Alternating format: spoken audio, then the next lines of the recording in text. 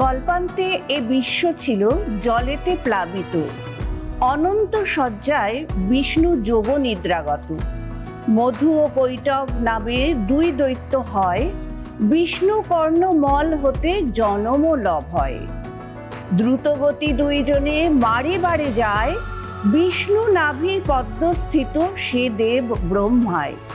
নাভি পদ্মস্থিত ব্রহ্মা দেখি দৈত্য দয়ে, জনার্দন প্রতি তিনি দেখেন সভয়ে। নিদ্রিত দেখিয়া ব্রহ্মা দেবনারায়ণে যোগনিদ্রা স্তুতি তবে করে মনে মনে। শ্রীহরি নয়নে যিনি স্থিতা মায়া রূপে, তিনি পুনঃ বিশ্বেশ্বরী জগদ্ধাত্রী রূপে। সংসারের স্থিতি আর সংহারকারিণী, জাগাতে তাহারে স্তব করে পদ্মযোগী।